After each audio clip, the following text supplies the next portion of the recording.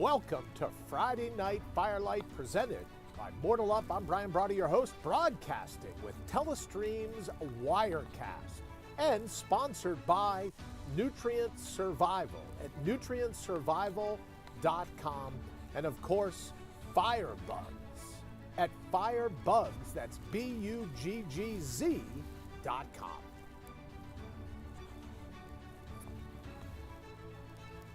Good evening and welcome to the kickoff edition of Friday Night Firelight. And if you've been following me at all over the years, you know I say all the time, you can't spell Brian without the I in insane.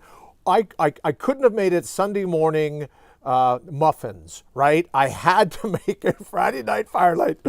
And let me tell you all the jumping through the hoops we had to do. And you're thinking, Brian, so what? You shouldn't have said you were going to do it. You're just going to do it. Why cry about it now? Even the GoPro cameras, it's so cold out here. Even the GoPro cameras froze. The GoPro camera sends up a little message going, oh, what are you, nuts? Oh, well, yeah, right, I am. Are you crazy? We don't work in this temperature. So thank goodness for the Firebugs Fire Pit. Thank goodness, as I said all week long, I'm doing the Reboot Challenge by Nutrient Survival. I got a nice warm cup. Excuse me, my mom told me never to talk with food in my mouth. A nice warm cup of the triple cheese mac, and I'm having the time of my life. So good evening once again. Welcome. Sorry for all the hurdles. And we're thrilled to be talking about Friday Night Firelight because ultimately, and if I could, let me sit this down so I can, you know me, I have to be able to use my hands.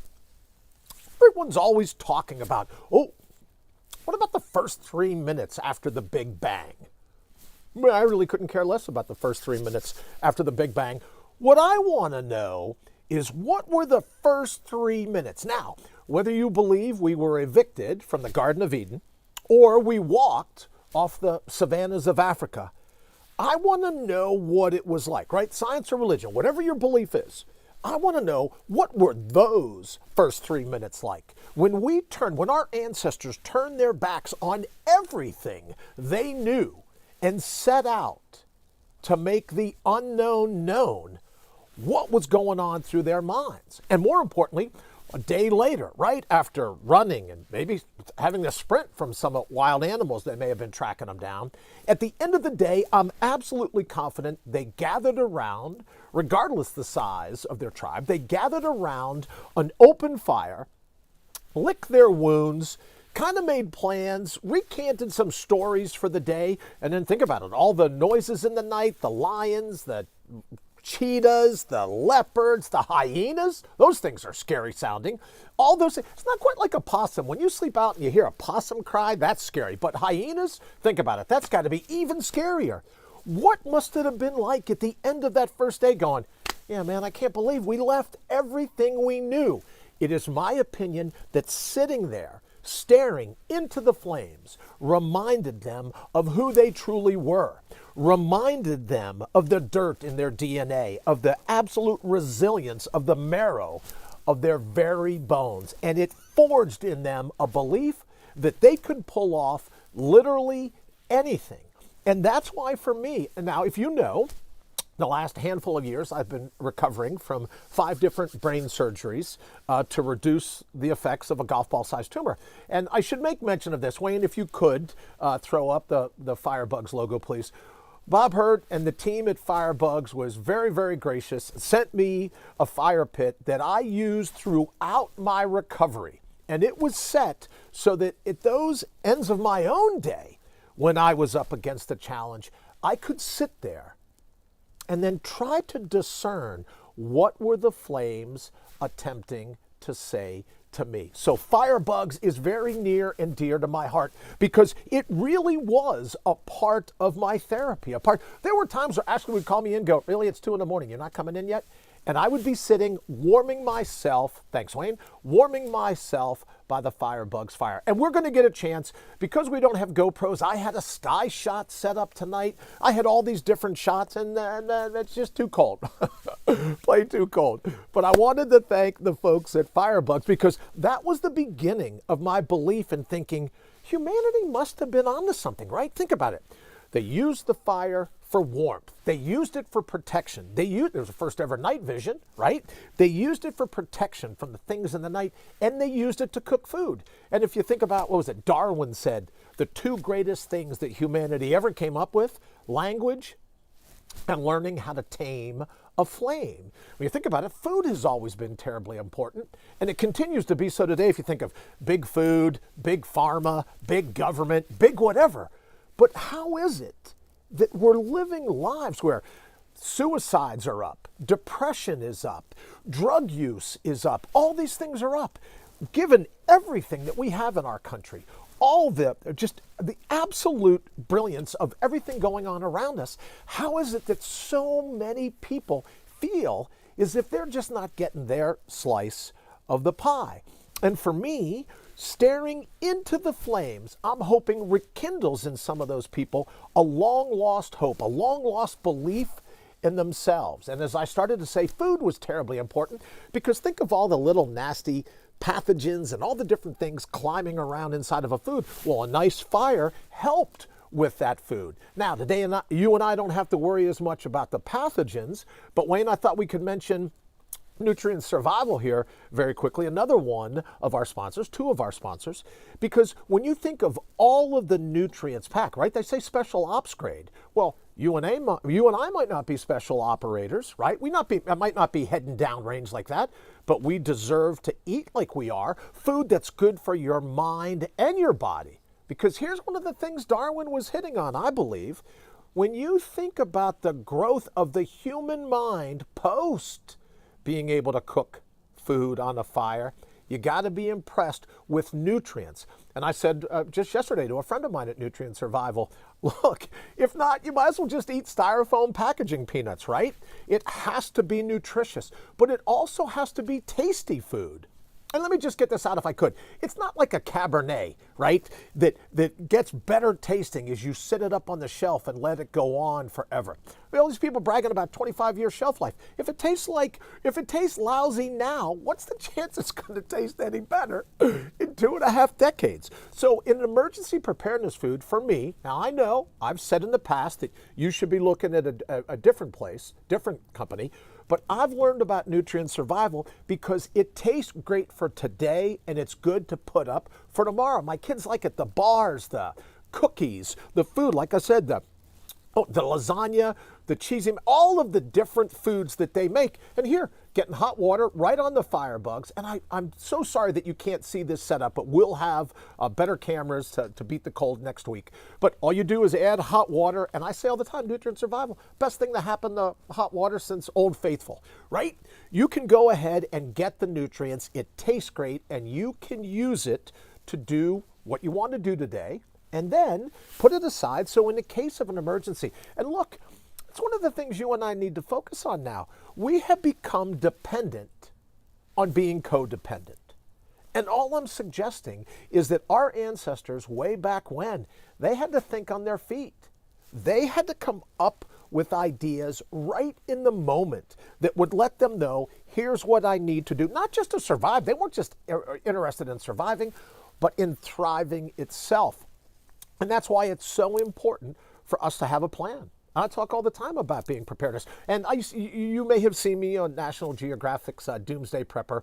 And you know, we get a bad name. We get a black eye. Preppers are always, I remember one time Stephen Colbert accused me of, tilling the earth with a human femur.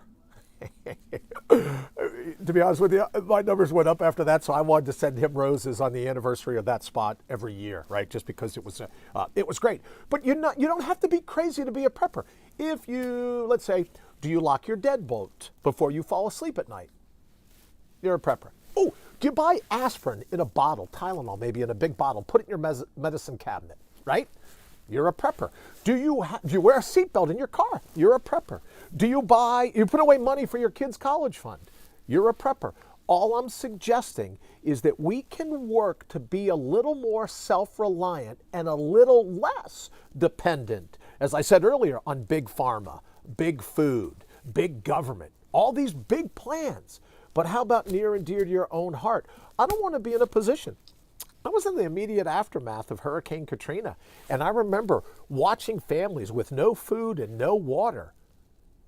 That's not a plan. Panic isn't a plan. You need to start thinking now, what can I do? So when I'm knee deep, and it'll never happen to me, out of the blue, all of a sudden, whenever that hits, when the future hits, it may not come all a gift wrap for us. When the future hits, will you have what it takes to be able to say to yourself, your friends, your family, look, put yourself behind my back, I'll make sure we get through this. And that's one of the things that I think that our ancestors, when it came to food, when it came to fire, when it came to the ability to think on their feet, man, they had it going on.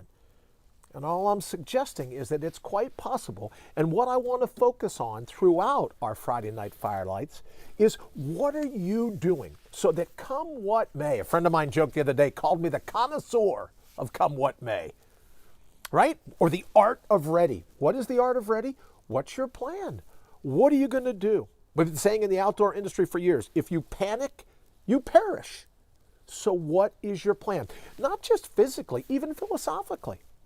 You look at a lot of the angst, a lot of the depression. As you know, I'm just recently was calling attention. I don't want to say celebrated, because that's not quite the word, but I was reminded of my father's suicide. How is it in a country that we live in, where we have absolutely everything we could want, suicide is still on people's minds? And I think the precursor to biological suicide is philosophical suicide.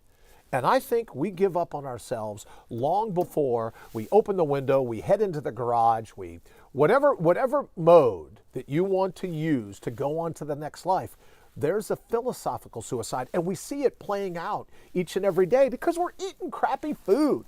We're getting crappy advice. We're watching all the different things that really aren't good for our physical or our mental bodies.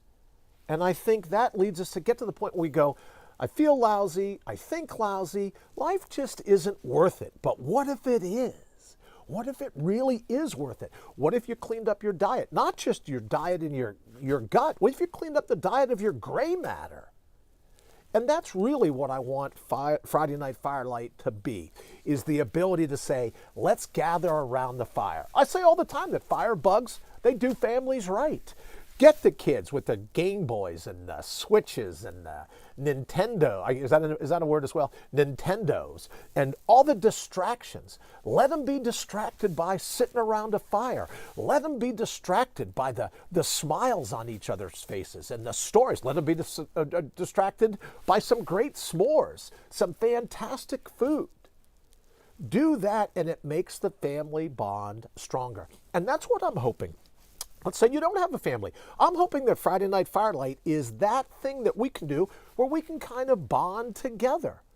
I've been asking for a couple months now, what will the flames say to you? And I promise I'll get a lot better at making sure you can actually see the flames. I'll get cameras that won't freeze when it's single digits. Let me thank Chris Tomer, my good friend Chris Tomer, who was, I call him a combat meteorologist. He let me know it was going to be cold today, and Irish luck. We talk all the time, Irish luck, don't believe the hype. 40 degrees yesterday, 8 degrees today, 40 degrees tomorrow. Unbelievable. Wayne, do we have anyone, and if I haven't mentioned this, I should, because we're coming to you live because of our good friends at Wirecast, pretty soon you'll be able to tune in. You'll be able to do a video call in, and I owe a shout out to Patricia for coming up with this idea of having people by their fires video in and show me what they're doing by their fire pit. So we're working to get that together. But that's something I would love. In the interim, are there any questions or any thoughts or ideas? Oh, I would love suggestions, because we're brand new to this. Like I said, I should have been doing something Sunday mornings indoors, good bit easier than sitting out here. Although it's very toasty by the fire, I got to tell you. They said, well, don't get distracted on the camera and then forget that you're sitting so close to the fire. So it really is kind of nice and toasty. Wayne, do we have anything from anybody? Any suggestions, any ideas? It'll give me a chance to eat some more of my nutrient survival. All right, well, I can hear Wayne in my earpiece, but you're not able to hear him? Go ahead.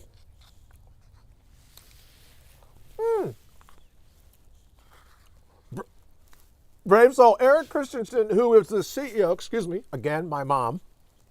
Don't talk with food in your mouth. So Eric Christensen is the CEO of Nutrient Survival and just a really buttoned up, really smart guy. It's an honor to be able to work with him.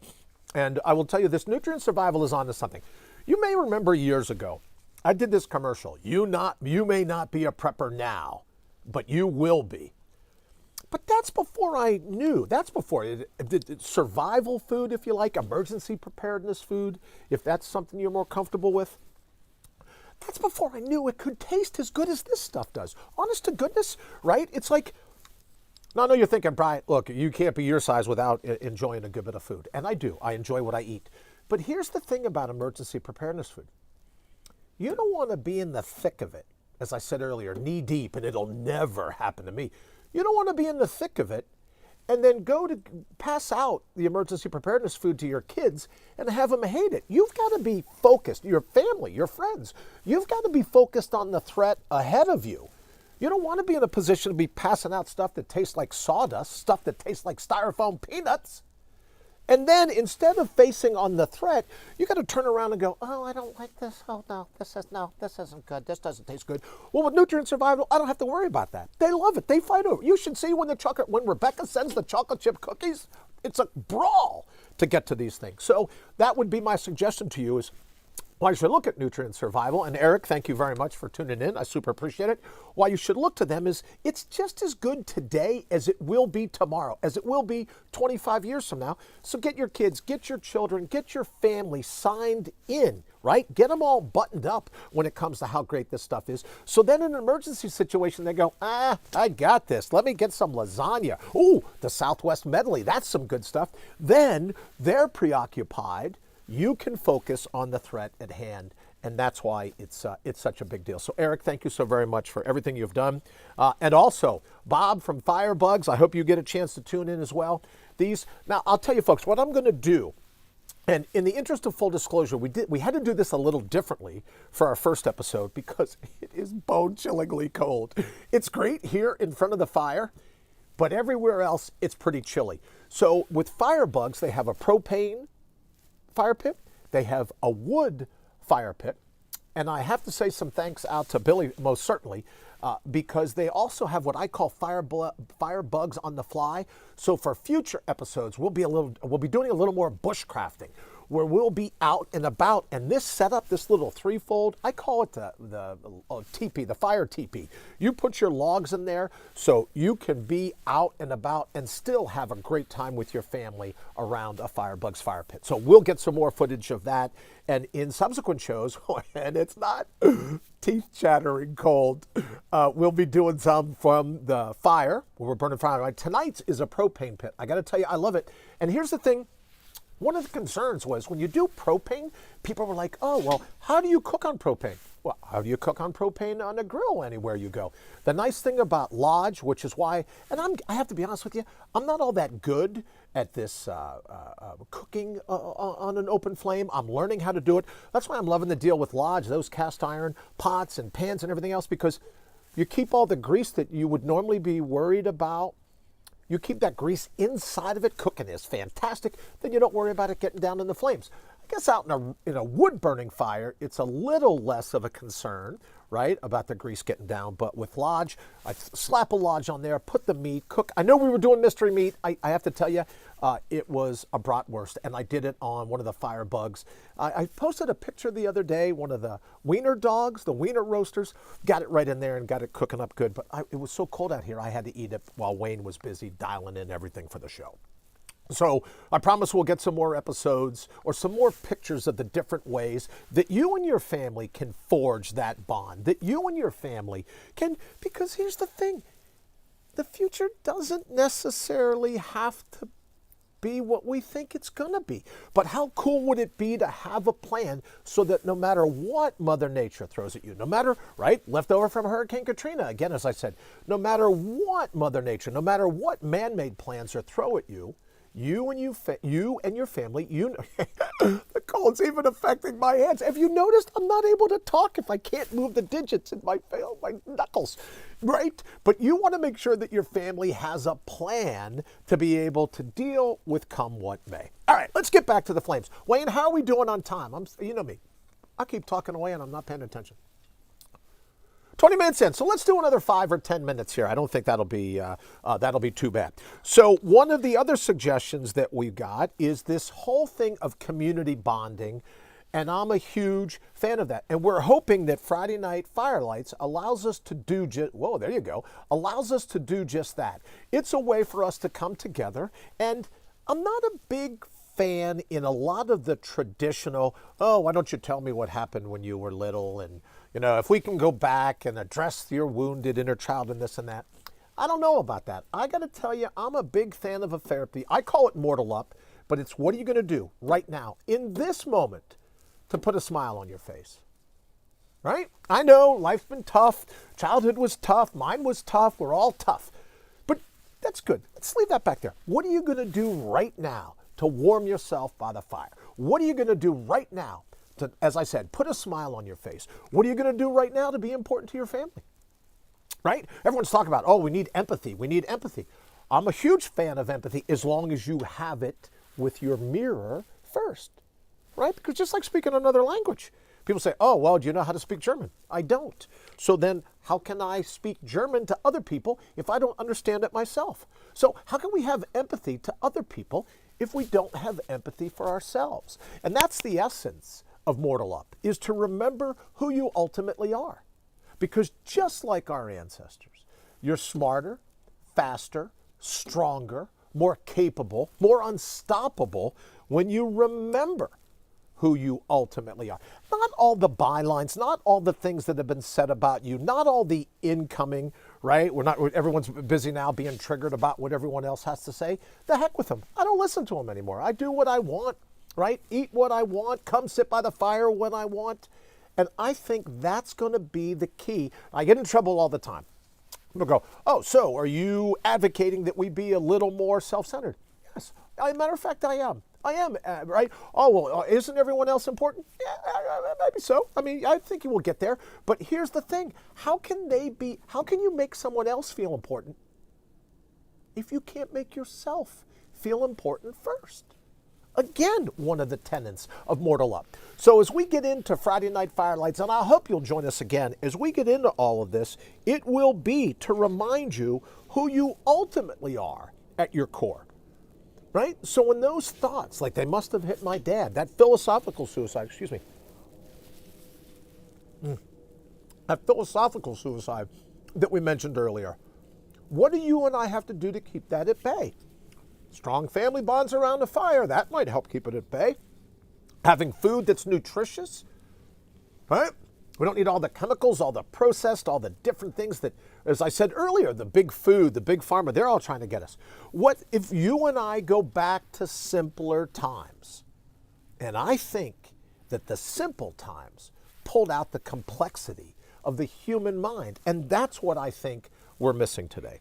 So again, what we hope Friday Night Firelights is going to turn out to be is that recollection, if you will, remembering who you ultimately are, so that doesn't put a smile on your face.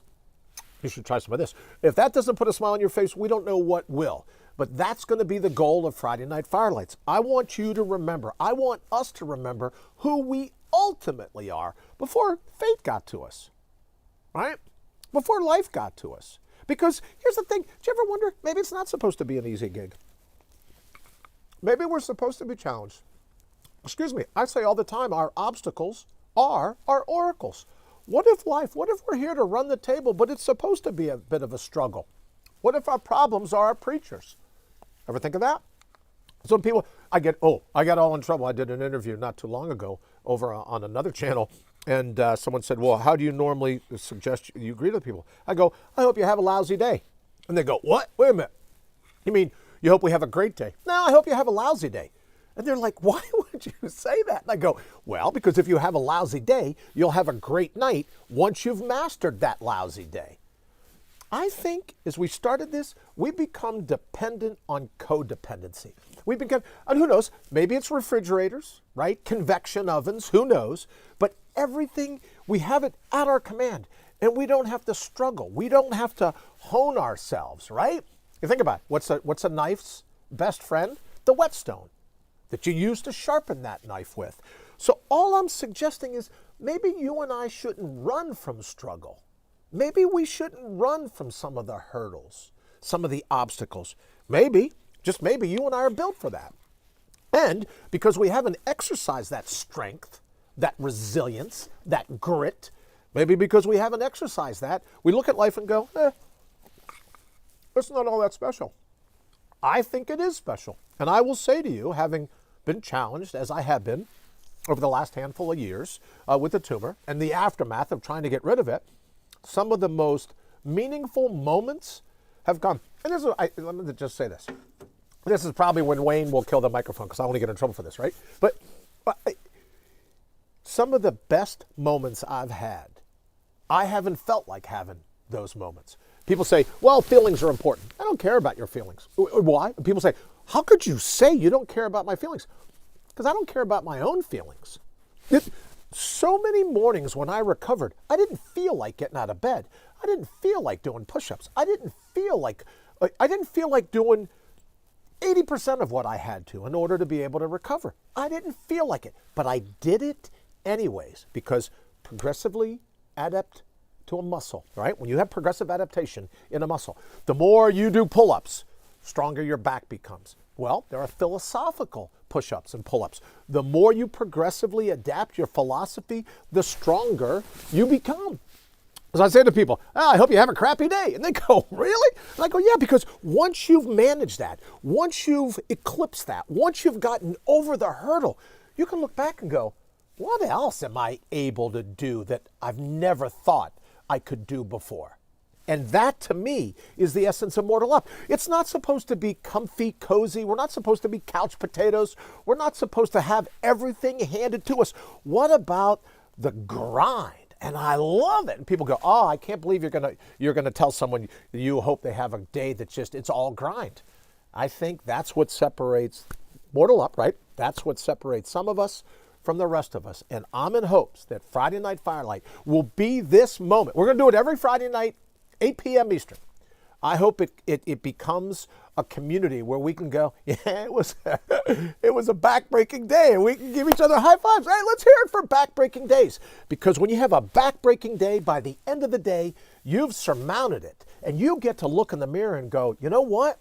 I'm absolutely stronger than I give myself credit for. I'm smarter, I'm faster, I'm sharper, I'm more resilient than I give myself credit for. Because that's what I think our ancestors did. Sitting around the fire, they had to contemplate, right? Think about it. They had to contemplate getting through the night. All those hungry, loud critters. They had to contemplate what they're going to be able to do just to get through the night. And then they were able to sit down and go, I wonder what I should do tomorrow. I don't know. Let's wait and see if we get through the night. That sense of grit and resilience is what I believe is in our DNA. I believe every one of us has it. I say all the time. You're the great grandchild of the divine, however you define it.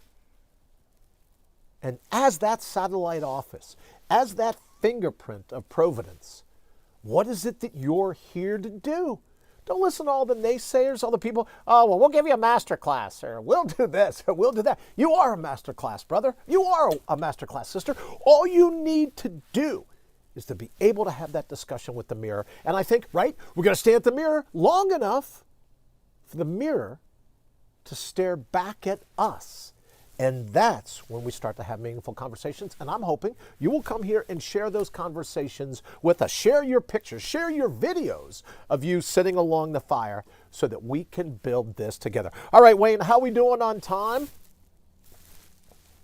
29:13, we're going to be out of here in 30 minutes. 29:13. We did it. Let me thank, quickly, I want to thank, obviously, Nutrient Survival. I want to thank Firebugs for everything.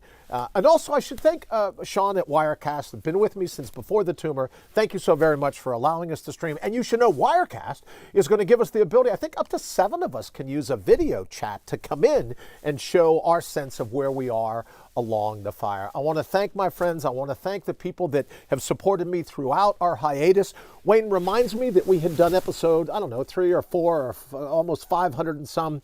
And then the health issues hit. So I want to thank everyone that has kind of stuck with me throughout all the fits and starts of Mortal Up. And I really super appreciate it. So until next time, I'm looking to see you by the fire. We're going to go ahead and get out of here. Wayne. Oh, and Wayne, let me thank you. You should know that Wayne sits in the studio back in Michigan and is working behind the scenes to pull all of this off. So, Wayne, I owe you a great deal of thanks as well. All right, everybody, have an absolutely spectacular weekend. And don't forget, next Friday night, 8 p.m., if you get a chance, come, kick back, relax, put your feet up. It's only the virtual flame, but you never can tell. What is the flame going to say to you? Have an absolutely fantastic night.